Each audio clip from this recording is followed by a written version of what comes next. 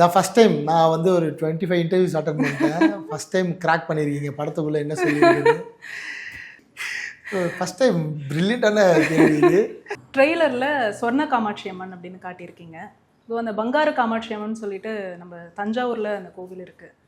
அந்த அம்மனுக்கும் இந்த அம்மனும் தொடர்பு இருக்கா சார்? எப்படி உங்களுக்கு தெரியாது?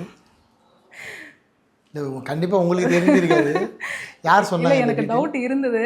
ஆனால் இன்டர்வியூ வரத்துக்கு முன்னாடி வீட்டில் நல்ல அருமையான கேஸ் ஸ்டடி அப்பாட்ட டிஸ்கஸ் பண்ணிட்டு இருந்தேன். இந்த மாதிரி நான் சார் இன்டர்வியூ பண்ண போகிறேன்னு.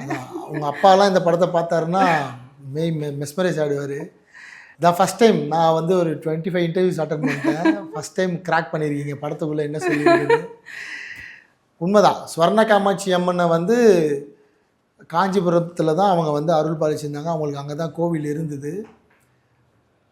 ஸ்வர்ண காமாட்சி அம்மனை ஏதோ ஒரு சூழலில் வந்து படம் பாருங்க. அதுக்கப்புறம் நீங்கள் சொல்கிற பங்காரு காமாட்சி அம்மன் தான் நான் இன்ட்யூஷன் இருந்தது.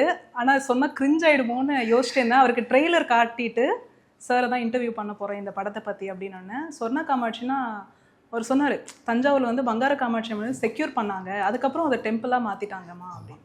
அவங்க அப்போ செக்யூர் பண்ண ஸ்வர்ண காமாட்சி அம்மன் தான் இன்றைக்கி தஞ்சாவூரில் காஞ்சிபுரத்துலேருந்து தஞ்சாவூருக்கு ஷிஃப்ட் ஆகி ஸ்வர்ண காமாட்சி அம்மனை நம்ம இப்போ பங்காரு காமாட்சி அம்மனாக கும்பிட்டுருக்கோம். உண்மைதான். அது ஏன் செக்யூர் பண்ணாங்க, என்ன நடந்ததுன்னு படத்தில் பாருங்க.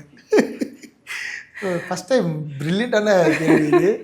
பயங்கரமாக கிராக் பண்ணிட்டீங்க படத்துக்குள்ளே இருக்கிற ஒரு லேயரை. நேதாஜி புரொடக்ஷன்ஸ் வழங்கும் மோகன்ஜி இயக்கத்தில் ரிச்சர்ட் ரிஷி நடிக்கும் திரௌபதி 2 இன்று முதல் உங்கள் அபிமான திரையரங்குகளில்.